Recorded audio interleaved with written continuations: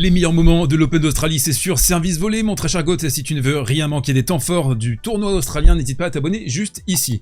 Alors aujourd'hui, digest 100% tennis, on va se régaler, long format sur le Caso, Rune qui a été, je trouve, extraordinaire, super match, plein de palettes intéressantes à vous montrer. Il y aura 2-3 petits matchs aussi par-ci par-là dans cette vidéo. Bref, on perd pas plus de temps et on attaque juste après ça.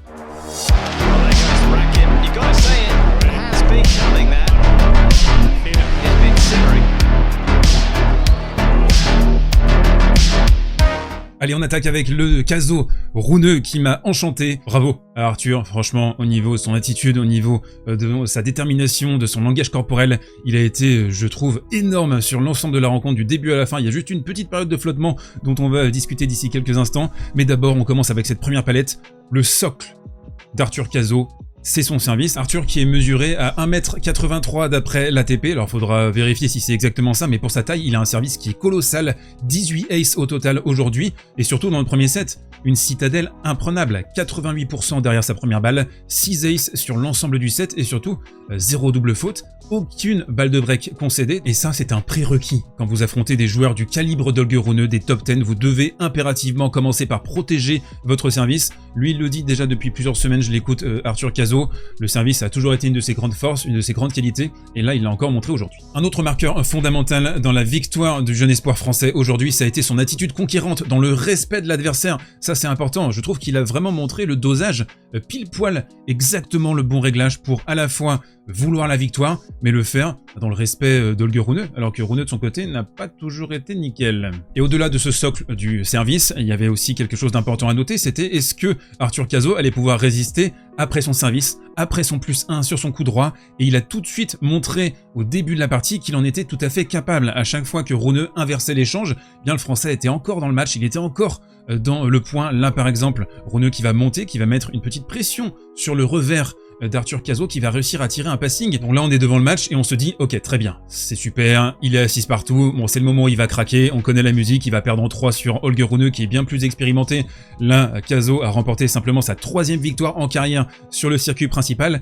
Eh bien c'est pas du tout ce qui va se passer, c'est tout l'inverse. C'est-à-dire que Arthur Caso, il va réussir à montrer une prise de décision à la fois juste et rapide, et ça c'est peut-être un élément sous-coté de l'analyse des matchs, je trouve, de la part des spécialistes tennis, c'est de pas relever ça en fait, c'est la prise de décision, c'est l'instinct, la rapidité, comment est-ce que tu exécutes un coup parfois au bout de 17-18 frappes, super allant aussi, il a suivi derrière son coup droit, et il bascule à un 7-0. Début du deuxième set et Arthur qui enchaîne, break d'entrée pour l'espoir français. Et surtout, moi ce qui m'a beaucoup plu sur ce break, c'est que chaque coup droit a une intention de faire mal. Il n'y a pas de coup neutre, il n'y a pas de coup attentiste pour voir un peu ce qui se passe, pour attendre éventuellement les cadeaux, la faute de la part d'Holger Rune. Tu ne peux pas jouer comme ça face à un top 10, tu ne peux pas attendre que le top 10 te donne la partie, te donne les points. Il faut aller les chercher, donc vraiment des intentions quasiment systématiques derrière ses frappes. Et je pense que c'est l'une des raisons pour lesquelles il s'est imposé aujourd'hui. Et là, on va arriver à un moment un peu metagame, périphérique, mais je trouve très important, et qui a montré à la fois la différence d'attitude entre les deux joueurs, mais aussi les artifices, ce que peut utiliser parfois Holger Rune pour déconcentrer son adversaire. Alors là, ici par exemple, c'est juste après le break dans la deuxième manche, Rune qui va éclater un micro, qui va prendre un avertissement, et on voit Arthur Caso qui le regarde, mais qui ne dévie pas. Et je pense que beaucoup de joueurs à la place de Caso se seraient un peu laissés emporter par cette intox, et il va continuer d'ailleurs Holger Rune quelques temps après. Regardez sur le changement de côté suivant, il fait exprès de passer juste sous la caméra alors qu'il pouvait passer là ou avec un peu de marge. Non, il veut prouver qu'il a raison, il discute avec l'arbitre. Donc ça c'est, je pense, une attitude qui aurait pu déstabiliser et aurait pu servir d'excuse. Je pense que beaucoup de jeunes joueurs auraient dit ouais bah j'ai pas réussi à tenir, j'avais le set le break et puis ça a tourné.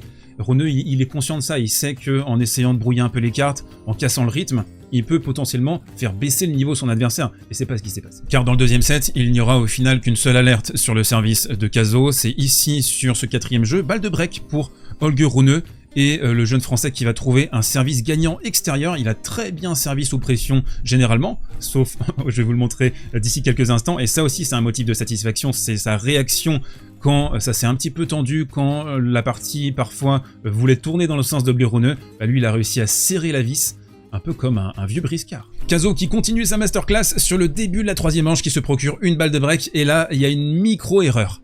Alors vraiment, il faut être hyper pointilleux, mais je trouve que le coup ici sur le revers, il est un tantinet trop sur la retenue. Et ça, je vous l'ai dit, face à un top 10, ça ne pardonne pas. Donc Runeux ici, déguisé en pastèque, qui va envoyer justement une pastèque en coup droit qui va terminer à la volée. On a eu le coup du micro dans le deuxième set. Runeux va sortir le coup du medical timeout dans la troisième manche. Il va se faire masser 3 fois consécutivement sur les changements de côté au niveau de la cuisse gauche. Alors je vous laisse libre interprétation. Est-ce que c'était un fake MTO? Est-ce qu'il y a vraiment une douleur? Est-ce qu'il voulait prévenir des crampes? On sait qu'il est sujet particulièrement aux crampes. On a quand même chez ce joueur un ensemble d'éléments périphériques. Il commence à se construire une certaine réputation, Runeux, et du coup on peut se mettre à douter quand il appelle le kiné par exemple, quand il prend des MTO alors qu'il est en difficulté. Et c'est peut-être d'ailleurs je pense une attitude qu'il risque de payer sur le long terme parce qu'il est en train de se créer une mauvaise réputation. Alors je serais curieux de savoir si dans le circuit les autres joueurs l'apprécient, mais déjà c'est un joueur qui est particulièrement clivant dans le public tennis, et je dis ça avec un œil analytique mais aussi bienveillant parce que j'aime beaucoup Holger Rune, je pense qu'il propose quelque chose de différent sur le court et il a une personnalité qui est importante pour le monde du tennis. On se retrouve ici, le 10e jeu fondamental de ce 3e set, et Kazo qui va sentir la pression. Pour la première fois, il va faire sa deuxième double faute du match simplement dans cette position. Un coup droit facile, raté également alors qu'il est juste derrière le carré. C'est pas un coup qui rate depuis le début de la partie. Et Runeux qui va réussir à s'engouffrer. On arrive à un moment pivot de l'analyse, peut-être le moment le plus important pour moi et le moment qui raconte la performance d'Arthur Cazaux. C'est que typiquement, je pense qu'au début de cette 4e manche, quand tu viens de lâcher le 3e set de cette façon de la part d'Arthur, bah tu vas baisser le niveau en fait, tu vas un petit peu te recroqueviller, tu vas dire bon ça va, j'ai joué 2 énormes sets, 2 sets et demi monumentaux, mais c'est pas mon niveau moyen, comment est-ce que je vais réussir à conclure? Ah dommage, j'étais tellement dans une belle position et finalement je vais perdre en 5 manches. Donc tu peux être envahi de pensées négatives, mais il n'y a pas du tout eu ça de la part de Cazaux, et je pense que c'est pour ça que la performance est remarquable, et c'est aussi pour ça que le momentum à ce moment-là, au début de la 4e manche, qui va faire le break? Eh bien c'est Arthur, sur un Runeux, un tantinet erratique, là il y a une amortie, il va réussir au prix d'une course merveilleuse à la ramener et à croiser son petit passing, donc break d'entrée dans la 4e manche. Runeux en difficulté, du coup Runeux qui va essayer de déstabiliser encore une fois son adversaire, qui va dire ouais bon ça bouge derrière, qui va parler à l'arbitre, qui va essayer de casser le rythme au maximum. Donc c'est le dernier élément périphérique de la performance de Runeux qui a été plutôt bon je trouve dans l'ensemble, il n'a pas fait un match complètement à côté, c'est vraiment Cazaux qui est allé chercher cette victoire avec les dents. Cette nouvelle règle où ça bouge derrière, bon on peut comprendre que ça perturbe, mais l'attitude de Runeux, sa manière de communiquer avec l'arbitre, sa manière d'aller chercher le public parfois, on se rend compte que c'est un jeu dangereux, parce qu'il peut perdre de l'énergie là-dedans, ça peut se retourner contre lui aussi parfois, et là il est tombé sur un gars, jeune pourtant, 21 ans, très peu d'expérience sur le circuit, qui n'est pas rentré dans ces conneries-là, qui est resté bien déterminé, focus, qui n'a pas trop regardé finalement ce qu'a fait Runeux, et donc c'est une strat qui n'a pas fonctionné aujourd'hui. Avant-dernière palette et une séquence qui aurait pu amener des regrets pour Cazaux. Là, il y a une balle de double break, 2 balles de double break, même sur le 3e jeu. Runeux qui est monté en chaussette pastèque. Et là, tu es en position idéale pour tirer un passing long de ligne ou avec l'action de la main gauche, aller chercher, hop, le petit passing court croisé qui est plus difficile.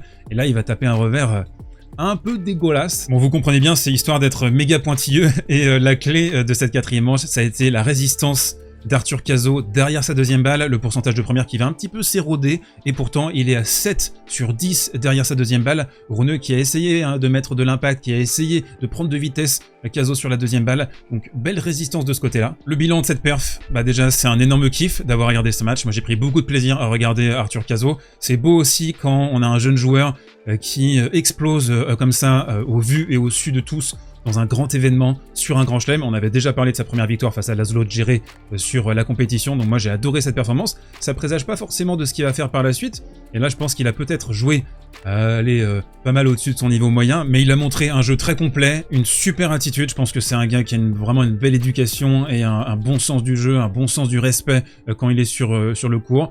Il a été flamboyant, vraiment, et c'est une grande victoire, un grand match de tennis qu'on a vécu cette nuit à Melbourne. L'autre match qui m'a fait vibromasser cette nuit, c'est le Purcell Rude. Oui, ça paraît étonnant, il y a un match avec Kasparov qui m'a fait vibrer, mais ne me quittez pas, je vais tout vous expliquer. Déjà, le jeu de Purcell, mais quelle folie, une dégaine d'un autre temps, une dégaine de surfeur, un tennis vintage, 72 montées réussies sur 101, c'est un volume qui est hallucinant qu'on ne voit plus désormais sur le circuit, une production offensive qui a été colossale, 93 winners, 65 fautes directes, et là il nous sort une volée les poteaux, une volée deliciosa, bien grattée, une volée stop rétro, et Rude il est comme ça, Ah, c'est possible de faire ça au tennis? Moi, je pensais qu'on pouvait juste envoyer des ronds en fait. Purcell en mode full galère hein, sur le 5ème set qui était en résistance absolue. Là, ça va peut-être vous rappeler, si vous connaissez vraiment bien ce jeu, un point de Pete Sampras dans les années 90. Il va le remporter, il va sauver cette balle de break. Et ce joueur, bah, tu te dis aussi, ouais, les oppositions de style, c'est ça qui fait le sel du tennis. C'est, bah ok, un joueur un peu ferrailleur, laborieux en la personne de Ruud, et un gars flamboyant qui va vers l'avant, qui est offensif, qui fait du service volé. C'est ça qui est beau. C'est les Agassi Rafter, c'est les Agassi Sampras, McEnroe Borg, tout ce que vous voulez, McEnroe Lendl. C'est ça qui fait le sel du tennis. Et le fait qu'on ait perdu ce type de profil, et même Ruud l'a concédé ensuite au micro, il a dit, ouais, il n'y a plus de joueurs qui jouent comme ça en fait.